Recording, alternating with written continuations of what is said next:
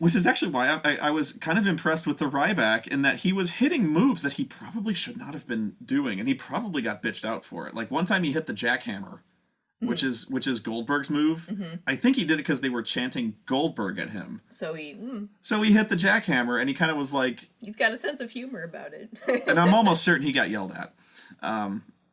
But yeah, I've seen him do new moves. He added the big splash. Now, did they tell him, or I don't know, but he started doing a big splash. I hope he doesn't take it on his knees anymore. That sounded wrong.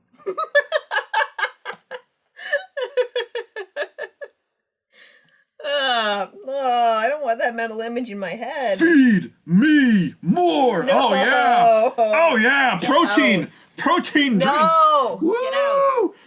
Get out. Oh, the Ryback. You gotta love that guy.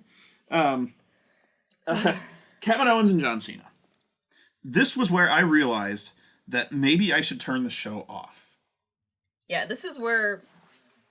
Because... This is where I started wanting to go up and do work instead of watch wrestling anymore. At a quarter of the way through this match, I realized I wasn't even watching the match. We started, like, talking philosophy or, like... We were talking philosophy. Playing with the dog. I think we were actually talking philosophy. Yeah. And it wasn't wrestling philosophy like the futility of existence. Yeah, we were, the inevitable heat death of the universe or something. Like we were it was something that this match was reminding us of the inevitable heat death of the universe, the futility of life. The do I in fact have free will to turn this piece of shit show off? Which apparently we did not. No, you did. You laughed. I was like, I have to watch this. After a while. And that's the worst feeling is I have to watch this. Yeah, I don't think I saw the finish to this one. No, you didn't. I went upstairs. I had to tell you because you were like, call me when Brock Lesnar comes out. No. I left when the Miz did his promo. Oh Christ! But yeah, I might have gone upstairs for a minute and missed the end of this one, but I know I was down here the second. But the second the Miz's music hit, I was like, you were like, I'm gone. Like, I'm not watching this. Fuck it. This is logical. I didn't even know if it was going to be a match or what, but I hate the Miz at this point. Why should you care? The Miz is such a loser, and I'm gonna get to him, but I'm sitting there realizing I was looking at the screen, but I wasn't watching the match, and I'm going, I don't know if this is a good match. Yeah. And I'm like, this is why even you said maybe we should turn this off and come back. Yeah. And I was have like, sex or something. No, I'm like, maybe we should come back to it later. I said, no, maybe look at it with fresh eyes. But for some reason, no, we stuck with it. And honestly, I'll tell you what. We probably should have turned it off and come back and watched it later. Yeah, I mean, I did not enjoy this match, but it's purely because the first half of this show sucked the life out of me.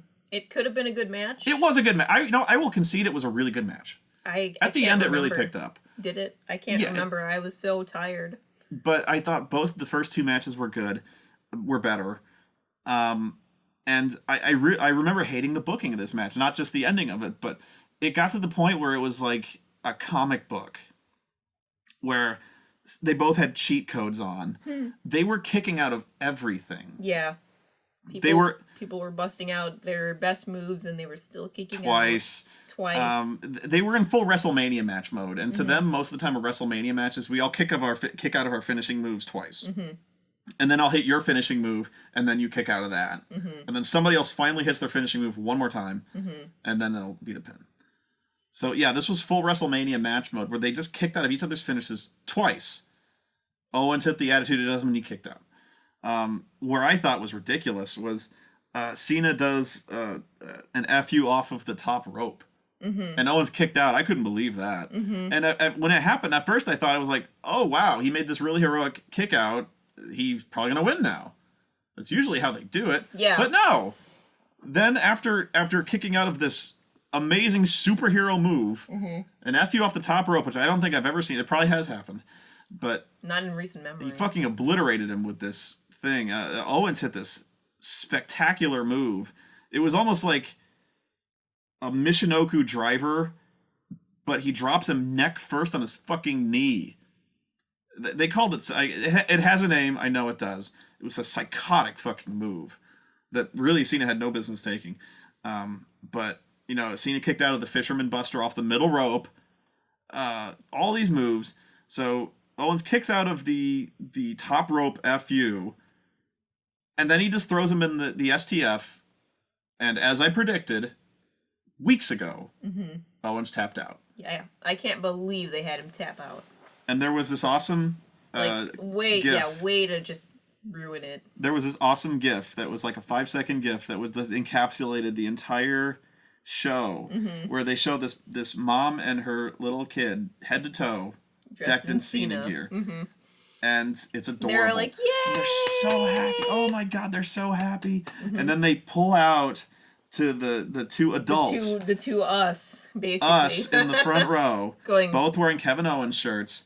And she's shaking her head, and she's got her hands like this going, what? And he's got my look. Yeah. Where I'm just like... Yeah. Why did I get my hopes up? She was in disbelief. He was he was blaming himself. Yeah, he's like, this is my doing. Why did I get my hopes up? I shouldn't have had hope. But she has the most bemused, priceless, hands in the air, going, what the fuck is this? Yeah, she was like perfect. 4 months behind where he's at. Yeah. Ew, don't throw up on... That was rude. She burped right at me. Yeah, don't do that. Don't you love me? Yeah, she does. She likes me better, though. Right now, at the moment. No. And I think usually pay-per-view crowds are very heavy anti-Cena. Everyone thought and wanted Kevin Owens to win. I knew he wouldn't, because that would be the smart thing to do. Yeah. I mean, I don't know why they didn't. They could have had Cena win it back the next night. They do that half the time. Not half the time. They do it, but this followed by the main event, Seth Rollins versus Bork Lesnar. Bork Laser. Not while I'm drinking. And they had exactly the match that you thought they would, which isn't to say it was bad. Well, first there was the Miz promo, which I didn't watch. Oh, Christ. God. You have to talk about it because I didn't see it. Do I? Do I really? No. I don't actually want to hear about it. Like, was he wearing something stupid? Oh, yeah. He was wearing, like, cashmere? Cashmere. Like a cashmere Jedi robe with a woman's blouse. He looked like someone from Flock of Seagulls, kind of. And I guess that's his gimmick, is that he's the worst fashion victim ever, but he's wearing this Jedi hood. You think he'd do more like Batista did when he was playing Hollywood douchebag? Batista was such a great heel. He would wear the douchiest clothes. You think he'd be doing more pop collars and stuff? Oh my god, Batista rocked the pop collar like nothing else. I think at one point he double popped his collar. Double popped? I don't know how you do that. I don't know, but... He did it. He like popped it, folded, popped again. I don't know. But that's all. I mean, it was the... Miz was talking trash about how the Ryback is a pussy.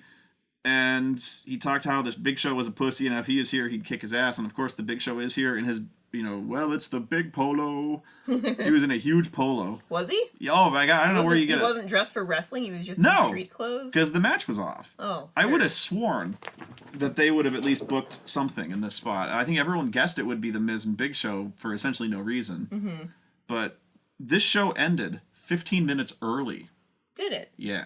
Even with extending some of the matches? Even with that. Wow. And I'm almost certain that because they cut the show, they prolonged every one of the matches, which, God help me, how long were they planning on having the Ryback, Miz, and Big Show wrestle? Holy shit. Yeah. Well, 15 minutes, apparently. And I'm almost certain the Miz was going to win that match. Really? Yeah. Because it's the dumbest thing they could possibly do. You're right. And besides, they were going to do this thing where he's Weasley and he's a wiener. And he's obviously got no business winning this, but he's going to be smarter. He's going to outsmart them and steal the win and run away with this title. I get the feeling they're still going to do that. I think so, but I hope you're wrong, but like a dweeb, you haven't been wrong a lot lately. So, but like a dweeb, Show comes out and just punches him in the face and leaves, which is honestly as long as the title match should be. This went on too long, and it went about 4 minutes, which 30 seconds would have been too long. Yeah. But at least... I remember I had just enough time to go upstairs, finish the clay piece I was working on, and then he called me for the Brock Lesnar fight. Can you believe that The Miz was a world champion in this company? He main evented WrestleMania. I cannot believe that. Looking at this. He's such a joke. Oh my god. He's a joke with no punchline. The punchline is, I'm a Hollywood asshole. But that's it. And without his Mizdow to be a hilarious foil, he's got nothing. The only reason people paid attention to him is because of Mizdow. And I'm like, it's partly because of the booking. Well, it's a lot because of the booking. But it's also because nobody believes The Miz is a badass. No. And in fact, if you're gonna... Look... You know what? If him and Fandango were having a street fight, I'd probably bet on Fandango. No. I mean, in real life. It would be the whitest fight. No, actually, no. Fandango's not too white. Actually, it's funny you speak of Fandango, and Bork Lazar. Sorry. I am so sick of the word Suplex City now. Oh, really? Already? They say Suplex City 500 fucking times a show. Mm-hmm. On the Raw before this.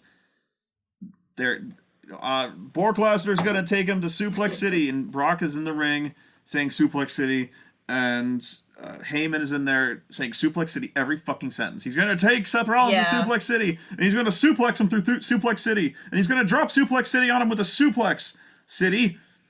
And like, see, the thing with these is that they're only funny as long as the crowd owns them. The second that they become WWE property, they stop being amusing in any way. Exactly. He's got a t-shirt. The announcers are saying Suplex City like it's the coolest thing in the world. Although, wasn't it just the other day, like, they were saying something and he broke character so hard and started laughing because the crowd was chanting it so loud? Oh, yeah. The crowd was chanting Suplex City at Brock, and he's sitting there doing his, like almost like not listening to anything I'm saying, because he's like doing that MMA fighter thing where he's just like, all I'm thinking about is killing people. Yeah.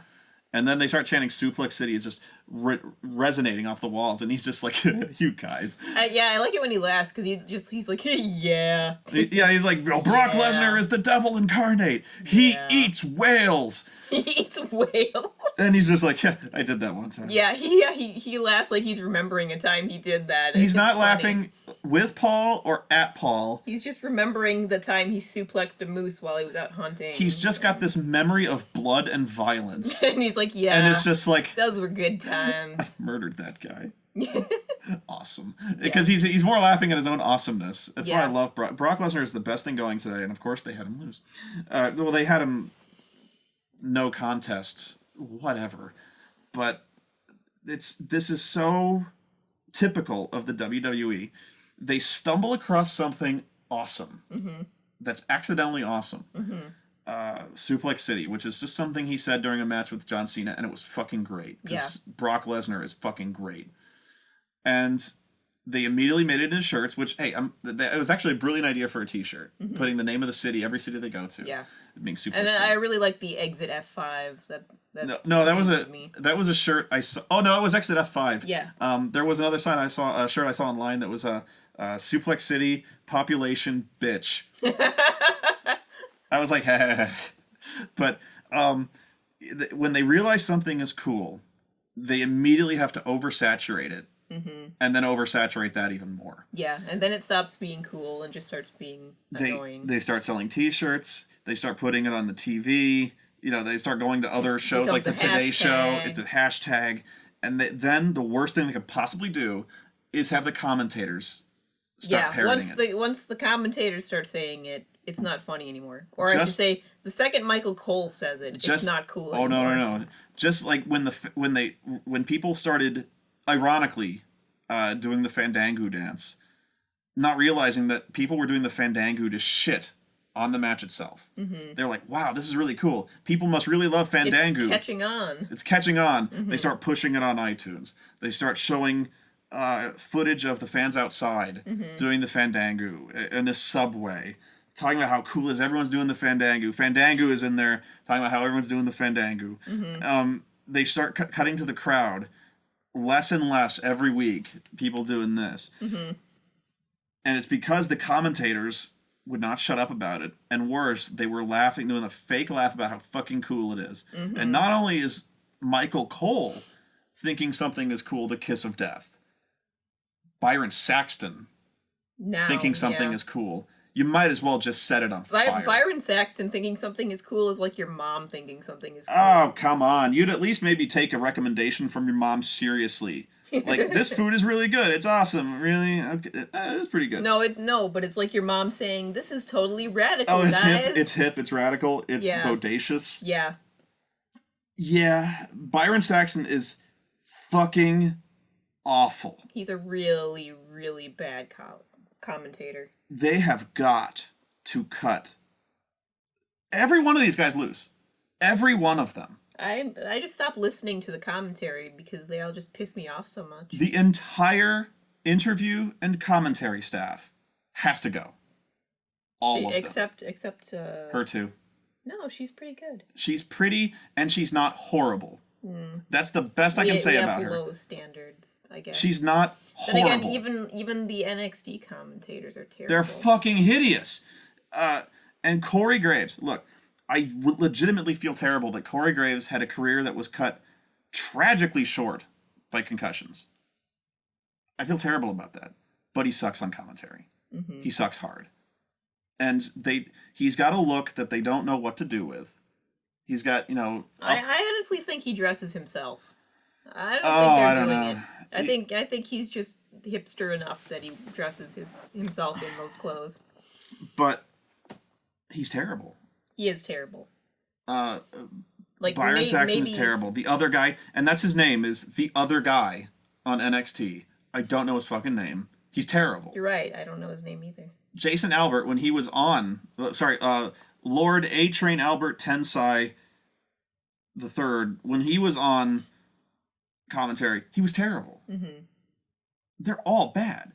Cole is the best one on the table, and Jesus Christ, that ain't saying much. Because he sometimes knows what he's talking about. Sometimes. You wouldn't know that from... Booker was just... Booker, horrible carburetor. He was just... Minigun Galactica. Yeah, he just said words that sometimes had to do with wrestling matches. Booker, terrible. Byron, the worst. JBL... Byron is like a cardboard cutout of a human being. Bradshaw, terrible. Even the King, who's on SmackDown only, is pretty bad. I liked it better when he was there, though. I don't even know who else is on SmackDown with him, like Todd Grisham or something like that. Josh Matthews. I don't know. He sucks. They suck. They all suck. And Renee Young has the good fortune to be pretty and not horrible. And I'm not sure that's enough to justify her place on the team there. I could never see her doing play-by-play for Raw. Not ever. She doesn't have the energy. No. That requires. She's a decent interviewer. That's it. And I think the guy's name is Tom Phillips, who was the only commentator or interview staff that I've been impressed with at all. And it was during the pre-show where he was interviewing Paul Heyman. And it was the first glimmer of unique personality that I have seen, like authentic maybe, or at least characterization, decent acting, that I have seen out of any of these guys in years. Well, actually, Michael Cole was actually very good when he was interviewing Kevin Owens, but that was because Kevin Owens was fucking great. Yeah. But Cole, when he's allowed to show personality of his own, is good. Like in Japan, he was calling people by their previous names in like New Japan Pro Wrestling. I think he mentioned that even acknowledging they have title wins in other promotions is unbelievable. Yeah. But he was calling the Walls of Jericho, when done properly, the Lion Tamer. He knew stuff, and he was saying, although he did call I think Sumo Hall the biggest indoor sports arena in Japan. It's not. I don't think so. It's not. I believe it's the Tokyo Dome. But anyway, by quite a lot. But and during this interview with Paul Heyman is like, come on, let's do this. I got stuff to do with Bork Laser. Come on, my client Bork Laser. And he's like, you got questions? Ask your questions. And he's like, okay. What is Brock Lesnar's game plan? You just love this. What is Brock's game plan? Stupid, stop. What is Brock Lesnar's plan? What's his game plan heading into this match with Seth Rollins? And Paul is unimpressed. He's like, really? Well, he's going to do... My client, Brock Lesnar, is going to do exactly what Brock Lesnar does to everybody else in his path. He's going to eat, sleep, suplex, conquer, repeat. And he is going on about his little routine, same thing he always says. And Tom Phillips, the Interviewtron 5000, he mutters to himself as he looks at his paper. He goes, "Could have called that one." And I'm like, that's good. I was so happy that he showed like this glimmer of person. He showed this attitude. He's like, eat, sleep, suplex, replete, and he's gonna take Seth Rollins to Suplex City because he has to say that. And he goes, "Yeah, I called that one." And Paul goes, "Well, if you knew it, why'd you ask me? Ask me a real question. Come on." And he asked some other question. It was fairly standard. And, Paul Heyman gave the standard response. He goes, "Uh-huh." And I'm like, he was like showing Paul Heyman this attitude, like, "Yeah, you're just giving the same canned response." That's good. I'm sort of sad that I missed that. And I guarantee you, Tom Phillips is not going to be on play-by-play. He might do interviews, and he's just going to be the same fucking geek he always does, where he pretends to be shorter than he is to make everyone, and he's just going to hold the microphone like he's going to go, "The Ryback, you lost the Intercontinental title just now. How do you feel about that?" And he's just going to stand there. He's going to be the biggest, average-looking geek. It's been a long time since the days of Mean Gene Okerlund, and, It would be so great if he played this sarcastic, sardonic interviewer where the Ryback he's talking with his mouth, he's like, "Tom Phillips! Mouth words! Tom Phillips, I am very upset at The Miz for stealing my title. I was going to eat that. I want The Miz later on at SummerSlam. On toast. Food." and then Tom Phillips would just be like, "Feed me more." "Yeah, I didn't call that one." And like something like that. I was so happy to hear this personality, and we'll never see it again. No. He probably got yelled at it immediately. I don't yelled think so. At for it. It's because nobody watched that interview. Nobody watched it. Tom Phillips is really just the guy who stands in front of a TV that just has the logo of the pay-per-view going, "It's going to start in 5 minutes. See you then." And that's it. But this match was, if you can picture this match in your head, that's what you got. It was Seth Rollins stalling for as long as he could, eventually getting caught, and then suplexed like crazy. Yeah. Although he did not, as I predicted, run away immediately He tried. when the bell rang. No, he did not immediately jump out of the ring.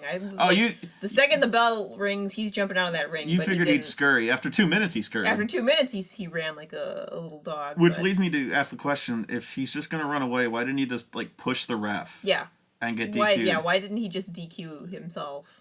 Because if that's this is the fault. You can't lose the belt by DQ, so why didn't he? If this I guess he was gonna kind of walk away and do it, but that's what I mean. Got his ass dragged back. Why wait? I mean, this is his MO anyway. And if that's where we're gonna book this guy, and it is, why waste our fucking time? And the thing is, now he's doing this thing where he's boasting about how he's gonna tear Suplex City to the ground, blah blah blah blah blah. But even then, the question is, does he really believe that he can do this? Clearly not, because he's admitted to Triple H, like, "I can't beat this guy without J&J. I can't beat this guy without Kane." So clearly he doesn't think he's as big a shit as he is. So if he knows he's going to lose against this guy, just get DQ'd. Yeah. And I guess you could raise this question about every fucking heel champion, but honestly, a lot of heel champions don't do this. Like Sasha Banks. Kevin Owens. Yeah. Lately he's been walking away because they're fucking it up. Yeah. But before you could justify it like, "Oh, he's choosing his moment." Now he's just walking away from shit now. Yeah. But yeah, Seth Rollins, he starts getting suplexed like crazy. It's just like 13 suplexes. Just like you'd imagine. And honestly, even in terms of like, I can't wait to see Bork suplex him a shitload of times. Yeah, even in terms of, oh goody, comeuppance time, it wasn't that great. The thing is, this is going to sound terrible. The first time Brock fought Cena, when he won the title anyway, he suplexed the shit out of him. Was it like 15 times? It was something like that. I think it was 15. But not only did he suplex him, he suplexed the fuck out of him. Like borderline dangerous suplexes. He suplexed the Jesus out of this guy. Yeah. Well, it also doesn't help that Cena lands bad from just about everything. He threw him right on his head. But maybe I'm not saying he's been practicing to be more gentle or something, because he probably cracks people in half regularly when he's not careful. He broke fucking Jamie Noble in half. I don't know whose fault that was. He might have fallen around. But people were mad at Brock, but too many tangents. Oh yeah, he suplexed the shit out of John Cena, and I'm not saying I want him to work like dangerous. No. I'm not saying I want him to hurt people, but during that match, when he suplexed that motherfucker, every single one of them made you cringe. Yeah, that's true. In kind of this, you winced. You're like, oh, yeah, like that probably legitimately hurt, and I don't want to see John Cena get legitimately hurt. But there was something about those. There was something about those suplexes when he was drilling him, where you're just like, "Oh fuck!" Yeah. Oh. Whereas in this, they were so perfect. It was almost. He was doing textbook. Yeah, they were so perfect, and Seth was landing so perfectly right across the back of his shoulders, flat on his back. Yeah. And he was selling them great, where he was like kind of doing this backward roll, and they looked good, but they looked perfectly safe. Yeah. And there's something about that element of danger to Brock Lesnar where I was like, okay, he's suplexing him.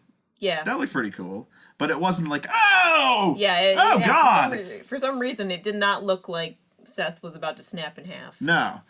And again, it was I don't know if it's because Cena's bulkier and it looks like it should be harder to do, and probably is harder to do. It is way more impressive. I mean, Seth looks like he's way more well balanced, so that he's easier to pick up and throw backwards. And Seth is technically, like, from an athletic standpoint, probably a better wrestler. But I think Brock was working safer with him. I think Brock was working kind of sloppy during that match, but in a sense, it worked. Mm-hmm. Where every single suplex, you were just like, oh. You couldn't even watch. Yeah, some of it, and they kept replaying them during the Cena match, and you're just like, don't show it again, oh God. God, he's like legit killing this guy. Here's the biggest thing for me. Cena doesn't sell shit. But and he was selling this. He was gone for a week after he got suplexed whole week. 15 times. That's like Seth Rollins gets suplexed 13 times.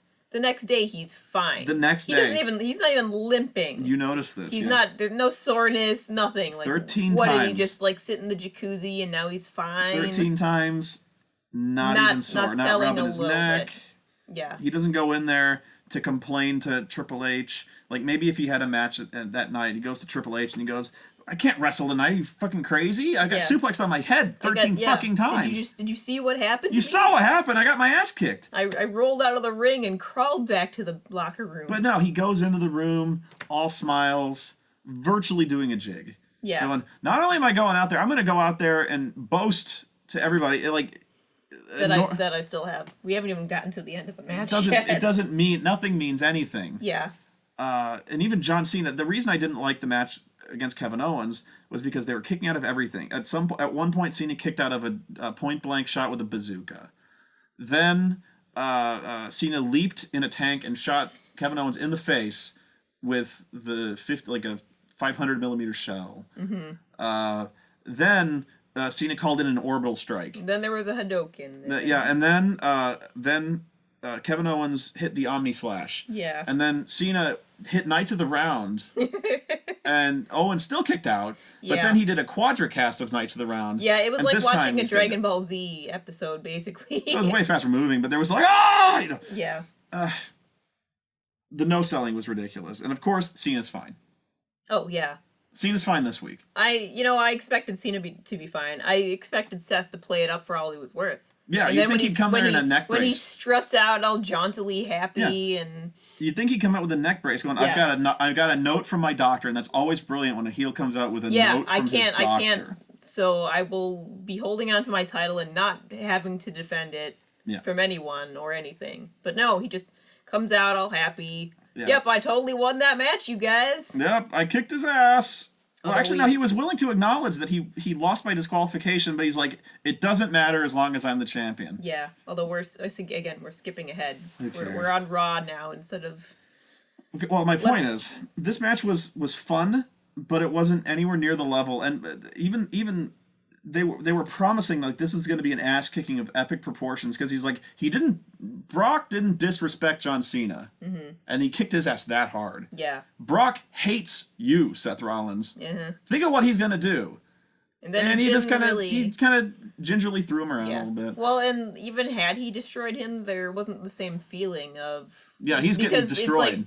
It's not the same watching someone beat up someone big and strong like Cena as watching someone beat up someone who runs away crying like a little girl with a skinned knee, like Seth Rollins. I really think they could have delivered. Watching a coward get beat up is not as entertaining as watching a strong person get beat up. I disagree, because if he was going to do that, have him fucking kill this guy. Yeah. Like, I'm not saying German suplex him harder or crazier like that, but punish him. Like, put him in the bear hug. Put him in a Kimura. Threaten he's going to break his arm, and then he doesn't. Like, maybe Brock gets arrogant and toys with him a little bit. He's put him in the Kimura. He was, but and it's just not enough. He F5s him. And then he picks him up. He's like, fuck you, Seth Rollins, and he F5s him again. And heels do this typically, but he counts to 2 and he pulls him up. And then he F5s him again. And then he F5s him again. And then he F5s him again through the table. And you're like, fucking hell, man. Nobody went through any tables in this pay-per-view. Well, you don't have to do it every pay-per-view. But no, but I was surprised. Usually the Spanish announcer's table is decimated. I think if you were going to do this thing where you're like, he hates Seth Rollins, so think of what he's going to do. I think they should have done an F5 count. Where he's like, he's not going to German suplex you. He will. But we're not going to be counting those. We're going to be counting F5s. And I had him F5 this motherfucker everywhere. Yeah. In every corner, on every table. Just pulling him off the ropes. Just scraping him. Which he was kind of pulling him off the ropes. But yeah, he was. It almost felt like they let Seth get too many hits in. Yeah, he almost got too much offense in. He got... the time he slapped him, that was a big mistake. Well, but he was working the leg, which was clever. I like that. It showed that he was smart. At the time, I predicted that Seth Rollins would win clean in the middle of the ring. And before you think that's foolish, I really thought that they would do a thing where he was getting his ass kicked, pillar to post, and then out of nowhere, either because of his arrogance or he slips on a banana peel, he tries one thing too many, and he miraculously, at this one point, out-wrestles him, small packages him, 1, 2, 3, stunning the world. And himself. And they would play it up like the biggest clutch save in wrestling history. Then he would have had a reason to be walking jauntily down the ramp today. They play it up as the biggest miracle in wrestling. He survived and defeated Brock Lesnar. After getting one of the most heinous ass kickings. It would allow Seth or have Brock Lesnar run at him in a rage and hit himself, hit the post or something. He F5s he goes for an F5, he gets rolled up or something like that. He hits his head or something. He trips over Paul Seth Heyman. Takes advantage. He trips over Paul Heyman, or he trips over a cable or something like that, and it's a 1 in a million shot. It's clear that it's luck, but also Seth is good. Despite everything, you can say he's good. Yeah. And it would allow Seth... I think the thing that's annoying me the most about Seth Rollins is that he is a good wrestler, but we wouldn't know that from the last, 6 months? Yeah. To a year? But I think my booking was too smart, which is why it didn't happen, in that it would allow Seth to boast from the rest of his career that he did something John Cena couldn't do, that he beat Brock Lesnar after getting taken to Suplex City. Yeah. Taking the worst he had. And they'd be able to do it without making Brock look bad. But it would make Brock look pretty bad. Well, it would make him look bad, but not weak. Okay. You're right. Especially if it was a rage mistake. Yeah, he got arrogant. And it would be a way to turn him heel for The Undertaker, which the booking on that one is all over the place, too. So, it would allow... of course, that didn't happen. It would allow bragging. It would allow them to play up Seth Rollins this is why he's the future. Yeah. It would allow them to... He's smart. Then you could have, JBL going, he's smart, Michael, come on. Yeah, they keep pushing about how he beat Brock Lesnar and Roman Reigns in the same night. Yeah. And it would be another thing where, he won, but it was 1 in a million, or he was lucky, or he cheated, or it was only because he outsmarted him. But still, that could be his thing. And I was like, but no, he F5'd the guy once, and he had him beat. Once? It was one time, I think, maybe 2, but I don't think he didn't. Because they were saying would he have kicked out of the F5? Oh yeah. Or Bradshaw was. It was I guess we'll never know, Maggle. Well. We did know because he looked pretty much dead. He was dead. He was a rag doll laying on the ground. Yeah. So he F5s him once. Lights go out, and then there was the Undertaker's dong. You should just start all stories with, and then there was the Undertaker's dong. It has been 1.5 years since anyone has experienced the Undertaker's dong. And except for. But there it was. Oh well, yeah. At WrestleMania, there was the Undertaker's dong. Yeah. Bray Wyatt was there firsthand, which leads to all sorts of plot holes on its own. Undertaker shows up, he bugs his eyes out at him, and then fucking tombstones him twice. Apparently, Seth Rollins and the referee just vanished into thin air. In fear of the Undertaker's dong, they just turned to dust. I like to think that they were both hiding underneath the ring, wetting themselves. Oh, they probably were. And they stayed there until, like, the whole crowd was gone. Is he gone? Yeah. You know, like, looking out from underneath the curtains. Yeah, and you'd think at the end of the show, I guess they didn't want to dilute the presence of the Undertaker, that you'd have Seth, like, on the ramp or something, like, unbelieving of his luck. You know, like, oh my god, I got fucking saved there. They did that next week. No, he just disappeared. So Undertaker manages to hurt this gigantic gorilla of a man up and tombstone him. I was really scared he was gonna drop him. I was so scared. He did it. I'm really impressed that he did it twice. Yeah, he did it. He managed to herc up 300 pounds of man. About that, 285. He has been working out or some shit. He looks good for his age, and that you're always gonna have to. He looks better than he did when he lost to Brock the first time.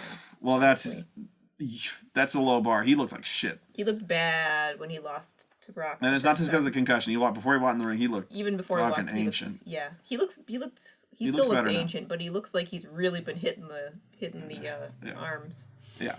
I was still afraid he was going to drop Brock on his head, though. So he tombstones him. Crowd goes nuts. They love this guy. Here's where I was finally right. I called that it was going to be an interference. Oh yeah, everyone. But I was not expecting the Undertaker at all. Yeah. Because feud where it's been a year and a half, 160 something days. Yeah, and he has said nothing to anyone about Brock or revenge or vengeance or revengeance or anything. Well, Undertaker wants to get revenge for Brock Lesnar beating him fairly in a wrestling match. Because I know I would be pissed. Because he lost fair, and that you just can't have that. Well, I get where the angle is coming from, but he explains it came himself out of nowhere. He does explain himself on Raw. So, yeah, you got to cheer for the babyface Undertaker, who's getting revenge for losing fairly in a wrestling match by kicking a man in the balls after ambushing him in the dark. From the dark like a coward. Yeah. And ruining a world title match, and saving Seth Rollins' title. Yeah. Yeah. They kind of present that as the only way to put Brock down, don't they? You got to kick him in the balls, but like a coward. I would imagine that if you kicked Brock Lesnar in the balls, you better be in the next state by the time he gets back up, or you're dead. Yeah. So, like a coward, he strikes from the dark, kicks a man in the balls, because he can't beat him fair, saves Seth Rollins, and ruins a world title match. Yeah. Babyface. Yeah. So, was this just 3 bad guys? Yeah. Is that all we're looking at here? 3 bad guys fighting? Yeah. And Brock is a babyface at the time. And by saving Seth... Is he, though? Yeah. But, I mean... Yeah, at the time. I have no idea what they book him as. They book Brock Lesnar as Brock Lesnar. There is no good or bad. There is only conquer. Brock is pretty much a babyface. And I don't know what he is now. Because as soon as they start building him up as a heel, Paul Heyman comes down and cuts this awesome babyface promo. But, yeah, so everything about this screams heel mode for Undertaker. Especially since he's siding with the Authority on this. Maybe accidentally. But... the people who were defending this were like, well, he's not getting revenge for losing at WrestleMania. Clearly, because he was at WrestleMania, the next WrestleMania, wrestling Bray Wyatt.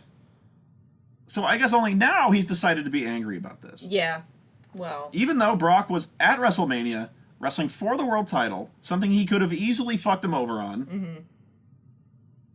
But no, we just thought of this. Nobody had thought of that. The writers hadn't thought of it yet because they needed something to do with Bray Wyatt at the time. I know this for a fact.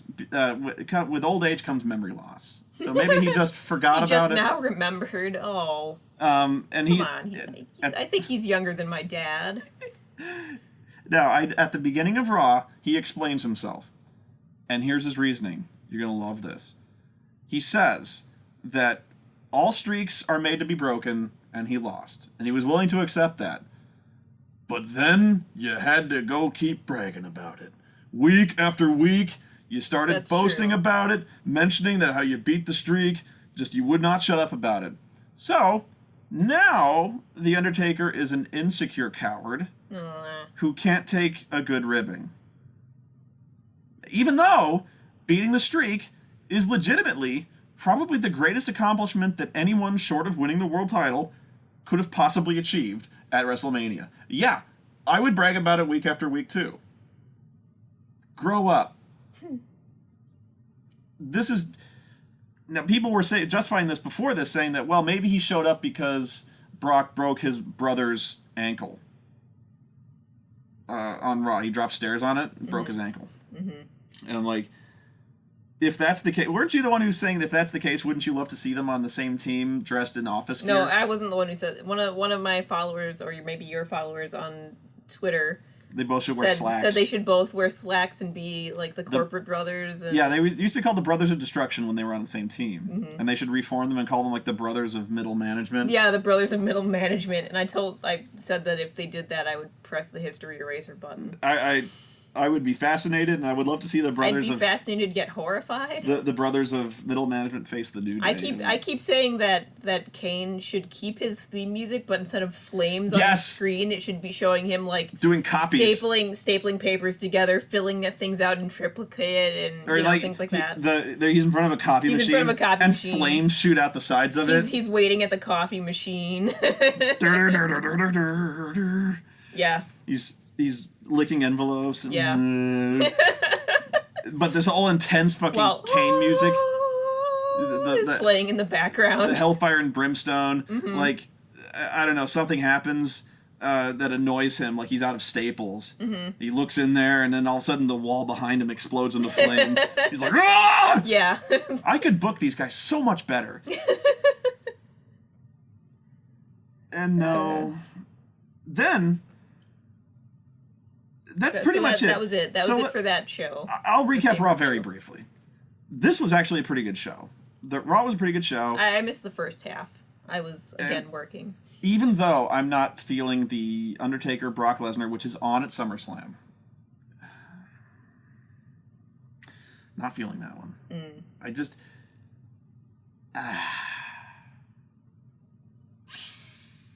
yeah. It's gonna be. You're gonna see Brock throw around an old man again. Yeah, and I don't. It's gonna be slow and not very good. Please do not let him get another concussion. Oh gosh. Yeah, I don't want to see anyone get hurt. And he got hurt last time, pretty bad. He got hurt pretty damn bad. And you could say that's because of Brock's being sloppy. I wouldn't argue with you, but yeah. And the thing is, now that if I'm booking this, I have Brock win again. But at some point they got to have a third match now. What I would do is. Again, I would have had Undertaker retire a long time ago, but if you're ever going to have a retirement match, have it at the next WrestleMania against Brock. And I guess in this case, let him win that one. It's so smart, I think they won't possibly do it. Yeah. I think in this case, honestly, Undertaker will just win. You think so? Yeah, and I don't know who he'll face at WrestleMania, but if I'm booking it, that's how I would do it, is have it end at WrestleMania. It's not fucking Bray Wyatt again. But honestly, I mean, I figure they'll have Taker show up at WrestleMania for some kind of match until he just literally snaps into half and dust flies out both ends. Just sand. But yeah, they're doing this match. They're doing this promo, and Paul Heyman comes out and he cuts this amazing babyface promo. He's like, yeah, I've been bragging about it. It's the greatest thing that he's ever done in his life. You'd brag about it too if you broke this unbelievable streak. So, we're boasting about it. Grow up, get used to it. You're the past. Brock is the future. And if you really want a piece of the beast, then you're free to have it if you want it. And it says, you sold your soul to the authority or something to come back one more time. You sold your soul to the devil, but Brock Lesnar owns your ass. you know, your ass belongs to Brock Lesnar, you said. Yeah. The devil owns your soul, but your ass belongs to Brock. I was like, that's a fucking amazing babyface promo. Fucking great. And by the end of it, I mean, they boo Heyman every time he mentions beating The Undertaker. But then he proceeds to go on and talk about how he's the beast. This is what he does. And by the end, everyone is cheering the shit out of him. And sure enough, they were cheering the shit out of him. And I'm like, is there a heel here? Everyone's bad and everyone's good, and it doesn't matter, and nothing matters. You could be correct in that Brock just transcends it because he's so fucking great. I think that's what they go for, actually, that he's neither good nor bad. Which is correct. He's not really filled with, like, he doesn't cheat, and he's not filled with malice. He just kills people. He just wants to toss people like ragdolls and suplex Moose. Yeah. So he's doing this thing, and all of a sudden, there's the Undertaker's dong again. Lights go out, Undertaker's dong. Lights come up, there's the Undertaker, who directly physically threatens Paul Heyman. He's such a coward that now he wants to physically intimidate and maybe even tombstone an overweight non-wrestler. Bravo, Undertaker. So Bork comes out running as fast as he fucking can. This is the most terrifying fucking sight I've ever seen in my life. And for once, they actually... Brock Lesnar running? He runs. He must have looked like a fucking freight train right coming at him. That motherfucker can run. I'm sure he can. He runs fast. Holy shit. Fast. That would be terrifying. So at the sight of this, and I laughed... like watching your life flash before your eyes. Oh, Jesus. Your death flashing into your eyes. Yeah. And in a moment that I actually really liked and laughed, but in that hell yes I would mode, as soon as Bork comes running down the aisle at fucking warp 9... The Bradshaw goes, I'm getting the hell out of here. And I think you can hear Byron or Cole go, yeah, me too. And you hear their headsets hit the desk. Really? And they fucking scatter. That's great. Because this shit is gonna blow up like Akira. Yeah. Like, I mean, it's on literally like Donkey Kong. That's actually really great. I'm sorry I missed that. Like Donkey Kong in full size is gonna come down and just smash this fucking place. And they did a fantastic pull-apart brawl where these two just start laying into each other like they want to kill each other. Then a bunch of security guards run out and try to separate them, and they just get swatted away. Like flies. And they start going at it again. And then every wrestler in the Raw locker room empties out and tries to separate these guys. Yeah, and hilariously, they can't. It was hilarious. There's literally, again, maybe 50 guys. Yeah, there's, like, dudes in lucha masks, like, hanging from Brock's and back. He's like, walking. And he's just still going. Yeah. I saw them recap that part. And to reuse the metaphor again, it really was like the entire Raw locker room was the Japanese military trying to stop Rodan and Godzilla from fighting. They're just like... It got ridiculous at one point where it was like they only stopped when he allowed them to. And then he's like, okay, I'm better. And so they fought all the way to the back. You know, just brawling and brawling and brawling. And Brock is yelling, I'll kill you! Which I don't think they're supposed to say that. Yeah. Wow. I think there's two things they're not allowed to say, among many things. But I think the two things that they actually cannot say is, I hate you. Because hate's a strong word. No, it is. No, I know. And the 5-year-olds listening in will be influenced. And I think the second thing is they don't normally say, I've heard it more more recently than I have in a long time, is I'm going to kill you. And it's been almost always Paul Heyman who's saying that, like, you know, he's going to leave dead bodies in his wake. I think at one point when he got screwed out of the title at WrestleMania, he's like, Brock is so pissed off, he's going to leave nothing but bodies. If he doesn't get his rematch, there's gonna be nothing but bodies. I'm like, damn. Son. He's threatening to kill and it's like, I believe you. And sure enough, you got to see like Bork Lesnar unleashed as he's just like throwing people like they're tossing crumpled wrestlers. up candy wrappers, and Undertaker's throwing people around, and he's got the crazy eyes, and Brock is fucking insane, and they're fighting, and it's like Superman and Doomsday, just fighting, and fighting, and it's throwing people around, and it really made the Raw locker room look pathetic. Yeah, but I always forget how fucking tall Undertaker is. Like when he showed up, to surprise Brock. I was astonished to see that he's still like a foot taller even than Brock Lesnar. Yeah. Dude's like 7 feet tall or something, isn't he? Yeah, he's around about. He's about 6'10", I think, but he's whatever. I'm splitting hairs there. Yeah. But finally they pull him apart and there's like cops surrounding Brock. Really? Yeah, cops. Wow. Like a dozen of them with their hands on their weapons. And I'm like, don't shoot Brock, you'll just piss him off. Yeah, the bullets will just ping, ping. And I'm like, what? He'll just heal them out like Wolverine. I was like, you're just gonna make him mad. Yeah. And so they're like, we have to restrain you, Brock. And there's and so eventually, R-Truth, of all people, is like, come on, Brock. Come on. And Brock is like, again, like Superman holding his hands out for the. They're like, we got to cuff you. Like, so they put these zip ties on him, even though he just like. Yeah, he would just snap them like they were made out of like hay. Plastic. I was like, you better put at least a dozen more of those fucking things on. And even then, I'd put him in like leather restraints. You gotta put him on the pinkies. That's the way to keep them together. Well, again, like in Superman comics, they have these big like metal fist things. Oh yeah. Like cosmic restraints. And so even after he's restrained, he's telling the cops, "Don't touch me." Mm-hmm. Even though they're trying to like escort him out, he's like, "Don't touch me!" And the cops are like, he's threatening cops with his hands bound. Yeah. And you're like, yeah, I wouldn't touch. The cops are terrified. And the cops are scared. I'm like, that's funny. That's smart of you. I like that it's R-Truth that calmed him down. Yeah, then there's cops, like, and then you see R-Truth. Funny man, make calm. Yeah, you see nothing but cops, and then R-Truth is like, calm down, Brock. So that kind of makes R-Truth his like the Black Widow to his Hulk. He wasn't scared. About that for a while, he was not scared of the police with weapons. Brock Lesnar had to be talked down by R-Truth. But he really looked like he was King Kong, like lights shining in his face, like Brock smash. But yeah, they finally take Brock away, and that was by far the best thing to happen. And of course, they had Charlotte come out for another match with Brie Bella. Guess who wins? Brie Bella.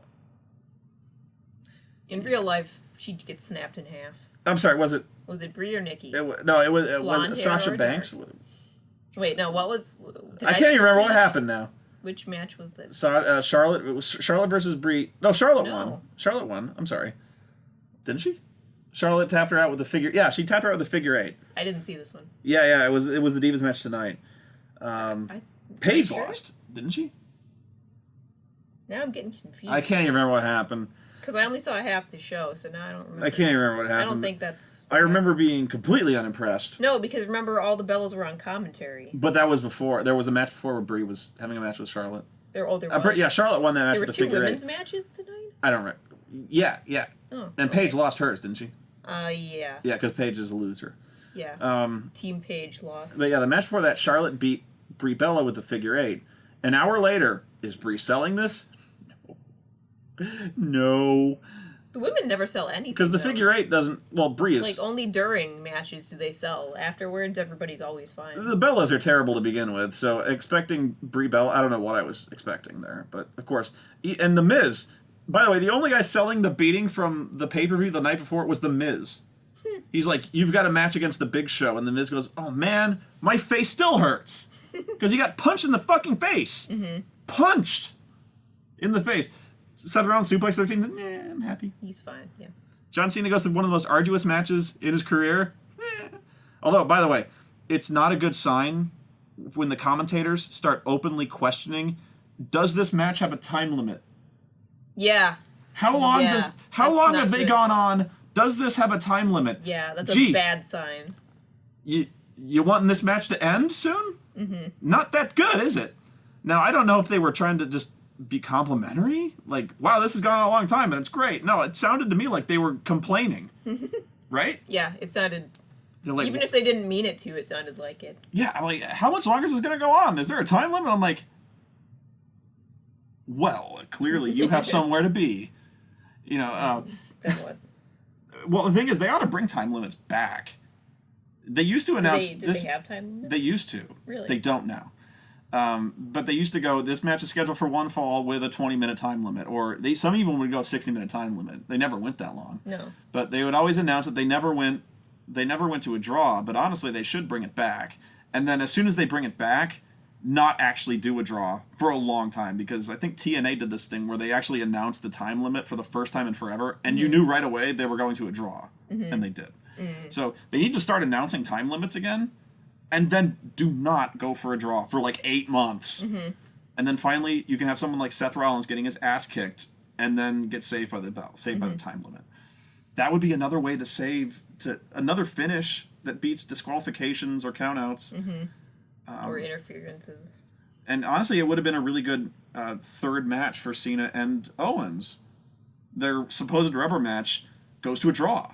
Because they're beating each other so hard that they just can't finish. Neither one finishes. Yeah, they're so evenly matched that... You're right, that is a good idea. You could even have it where Owens was clearly losing. Like, Owens is in the STF, and he's about to tap out, and then they run out of time. And then, like, well, we have to go to SummerSlam for a match with no time limit. Yeah. Something like that. Or an Iron Man match or something like that. And I have no doubt they'll wrestle again, but they need to bring back time limits. It's a good idea. And stop bitching about it when there aren't any. Especially when it is a good match. It's legitimately good. I was pissed off during it, but that was the rest of the show did that. That's it. Any other thoughts on how Raw is going, or the show is going? Like I said, I've missed the last couple Mondays. I just haven't had the heart to watch it. I've been working. It's so frustrating. I'd rather when I'd rather work than watch something for recreation. That's a bad sign. May I hypothesize as to why you have not wanted to see it, and it's not because the product is bad. It's because it's too goddamn long. 3 yeah. A part of it hours. is that it's too long. I have seen 6 fucking hours of wrestling this weekend. I feel guilty when I spend that much time not working. So, like, maybe if we should start like cutting it in half, and then I can go work some more, and then come back and watch the other half or something. Sorry, that's fine. But yeah, 3 hours is a long time of Raw, and then the night before 3 fucking hours of Battleground. Yeah. And then there's SmackDown, which is another 2. And then there's main event. And then there's Superstars. Fucking hell. I feel bad for the wrestlers. Like, they must work. They're workhorses, man. They do. And this is I have a solution to the Sheamus Randy Orton problem and the Orton John Cena problem. The reason I've seen them wrestle 3 million times is because they put on like 7 hours of live wrestling a week. It didn't used to be that way because there wasn't that much wrestling on there. You know, it used to be they had like I think a Saturday night's main event and they had a Monday show or something like that. You know, they didn't have to show up. They did, and then not everyone showed up for every show. They had. I don't even think they had monthly pay-per-views at that point. You know, they had way less wrestling. And I think they were comparing it to something like Sting and Ric Flair have one of the most storied rivalries over the years. Like, longest running in terms of years. But they had a lot of matches. But you want to talk number of matches, Cena and Orton not only beats it, it eclipses it tenfold. Yeah. Well, back then you couldn't get as sick of it because there wasn't as much of it to see. I can't remember what another one was. It was like, I think there was like Dusty Rhodes and I think one of Terry Funk or something like that. They not even close. Like, even Goldust and Stardust versus the fucking Usos have had more. I mean, they wrestled twice a week, literally twice a week, and then once on the pay-per-view. It was one for like 3 months. Yeah. I was so fucking sick of that match. Again, yeah, that's why I'm glad to see NXT roster people getting promoted, because I want to see more different matches and different people. Different configurations. Yeah. But the thing especially in tag team, because it's like they just don't have enough people to have tag teams anymore. Oh, yeah. But it doesn't solve the underlying problem. Yeah. They're having too much wrestling. And it goes on for too long. Yeah, and we've already seen Paige. Already we've seen Paige wrestle everyone. And it sucks. So I get the feeling at SummerSlam it's going to be fucking Paige versus Nikki Bella again, and she's going to fail again. How many times we got to see Paige and Nikki Bella? A lot. Yeah. The answer is a lot. And I'm tired. I'm just tired of watching Paige fail at things. If you had half as much wrestling, we would still be getting oversaturation on these guys. But start somewhere. You cannot have a 3-hour Raw. You can't do it. It's hard to get enthusiastic to watch it when I know that there's no way that it's going to be 3 good hours. Well, there might be 3 good matches, but there's not going to be 3 good hours of wrestling. And even if it's good, it's so hard to keep that much enthusiasm to want to sit down and commit yourself to 3 hours on a work day on Monday. Everybody in the world has better things to do than that. Yeah. I cannot see how anyone other than a hardcore fan being able to sit down for 3 hours, much less for SmackDown, Saturday. Man, how hardcore do you have to be to watch all that shit? Yeah, I can't imagine if we watched SmackDown too. I'm already burning out. Yeah. I mean, just watching Raw and usually NXT is more than enough. I mean, it's too much. You've been frustrated to the point where you've had to leave the room, and I don't blame you. Yeah. How could I? It's too goddamn much wrestling. I can't stop working for 3 whole hours. Neither can I, really. Not really. But I mean, I like doing the show, don't get me wrong, but this is a long time to watch a wrestling show. Mm-hmm. Way too long. Half as much would be a lot. Yeah. And I think that's... But, it's... But if this... I think the writing would have to be way less sloppy to encapsulate it into a shorter time span. But it would be... it would be easier to write the show... It would be. If there wasn't nearly as much wrestling. Yeah. And the complaint I have, like, oh my God, Sheamus and Orton again, I might not have that problem if I don't watch them wrestle virtually every fucking week. Mm-hmm. Just saying. Yeah. And I don't think the solution is to throw more wrestlers at the problem. And that's what they're doing. Yeah. We're bringing people up. Which was my idea, too. Like, I was like, bring more people from NXT, come on, start promoting people, I need to see more people. And so we have. But in the end, I don't think that's going to be the solution. Yep. I think we're just going to get sick of all of the people from NXT. Yep. And NXT itself is going to suffer because it's not going to have... I mean, who's going to be on NXT now? Well, like we're gonna get new Dana new people, Brooke, Bayley. Poor Bayley left all alone. Yeah, Bayley's like my favorite wrestler right now. Next to Cesaro. Yeah, I love Bayley. Mm-hmm. She's my fave. Bayley's great. Bayley's pretty great. But yeah, there's way too much, and I think it would solve a lot of problems. It would be easier to book Cena and anybody if you just you've seen him beat everybody. Mm-hmm. And I think that's a major reason why Owens and Cena was great, because I haven't seen him fight. And now I've seen him fight 3 times. Yeah. And not counting tag matches. Yeah. And now I'm already kind of sick of it. Yeah. I think the 3rd match, it was starting to settle in. I'm like, I've seen this. Yeah. And now they're just doing a thing where they've just started kicking out of each other's finishers more. Mm-hmm. And how much further could this go? And I almost hate asking that question. You think they're still going to have them fight some more, or do you think they're done? Do you think they're just going to, like, I don't know which is worse, if they have them fight some more, or if they just kind of forget about it like they did with Dean and Seth. I think they're done. I think they're done for now, because already you can tell that Kevin Owens is being shuffled off to the mid-card where he will stay forever. Poor guy. Yeah, and that's the story of pretty much everyone they brought down. And my main question that I came out of this was in regards to Roman Reigns. Have they given up on Roman Reigns? It sure seems like it to me. They're not pushing him as hard, but at the same time, that seems to have helped. No! I think it's helped. People are not booing him like they did before. It's because they don't care. Well, yeah, it could be. He's a loser now. In fact, they've actually had the commentators bring up that he hasn't won a match since he started this feud with Bray Wyatt. Really? Yeah. Oh, They've been you're right. They did mention that. And I'm like, wow, that's going to get him over, is that he's a loser. Mm-hmm. And he's losing to a big, hairy, fat guy. Mm. And his big, hairy, fat guy, not big, hairy friend who sweats. And looks like a hobo. Yeah. And it's not helping. No. And I really wonder if at this point they've given up, or if he's at first it seemed like he's in a holding pattern. It's one of those, we have nothing for you to do. Yeah. Feud. So just here, roll around with. But it seems like that every feud right now seems like it's a holding pattern feud. Nobody has any reason to be angry at each other. Nobody has any real deep-seated hatred for each other.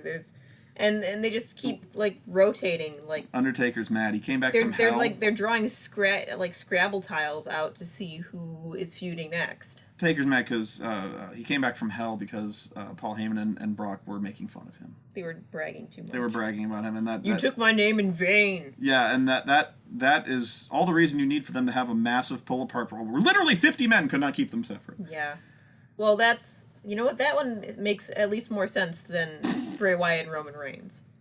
But yeah, well, every feud that Bray Wyatt has had since John Cena has made no fucking sense. Bray Wyatt's thing is anyone but you. Whereas, like, I want anyone to be in the main event picture but you, Roman Reigns. And so Bray Wyatt is mad because Roman Reigns beat him fairly in a wrestling match. So that's why everybody's mad lately? Yeah. Roman Reigns beat him to qualify for the Money in the Bank match.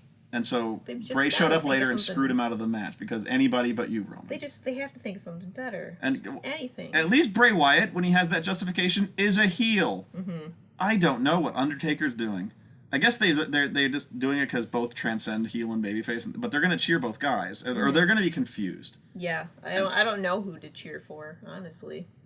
Whoever you want, I guess, but it's going to lead to almost.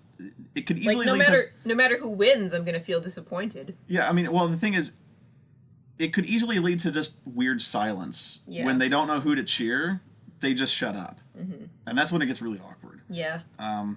But that's it for now. I don't know if we gave a firm opinion on the show because I think we both at halfway point were just resigned. We got burnt out real quickly, I think. I especially did, and it's hard to form an opinion when I think if we'd stopped and come back to it, we would have liked the matches. We would have liked the matches better. And the thing is, here's the question though. We should have taken a break, but we didn't. But the question is, shouldn't the show be good enough on its own to sustain enthusiasm? Yeah.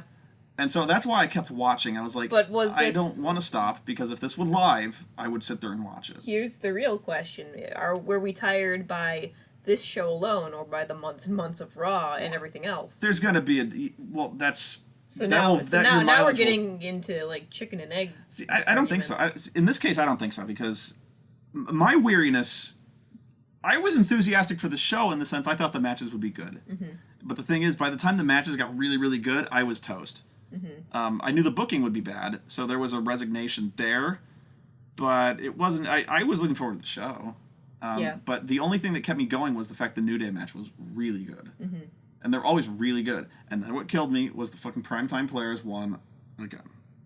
And they had no business winning. But I was fine with that, but even the goodness of that match couldn't sustain me after... You were shut down after Sheamus and Orton. After Sheamus and Orton, I was ready to go to sleep. You were done, though. Done after Roman Reigns and Bray Wyatt. Yeah, I was disgusted after Roman Reigns and Bray Wyatt. I think you like Roman Reigns, and... I like him okay. He's another one of those people I want to like, but he hasn't given me anything to like. Yeah. Or WWE hasn't given me anything of him to like. So, yeah. So... Yes, I mean, I'll just flat out concede that the last few matches were very good. And in fact, I'm certain they were. Thing is, you ask, should we have come back? Or like you might ask, do you want to go back and watch just those matches? And I go, no. No, I don't want to. Mm-hmm. And I'm sure they were good. But they were not thrilling enough that I want to go see them again. Yeah. You're right about that. I think that's the story. So... I will admit right off the bat that I didn't go into this, or I went into this actually fairly optimistic, but at some point I gave up. Mm-hmm. And I don't know if you will consider that to be a fair assessment of the show, but it's what my mindset was as I watched the show. So maybe you'll assume that's a fair review of the show, maybe not, that I was willing to maybe not judge the matches on a objective one-by-one basis. I'm judging the show as a complete show. Mm-hmm.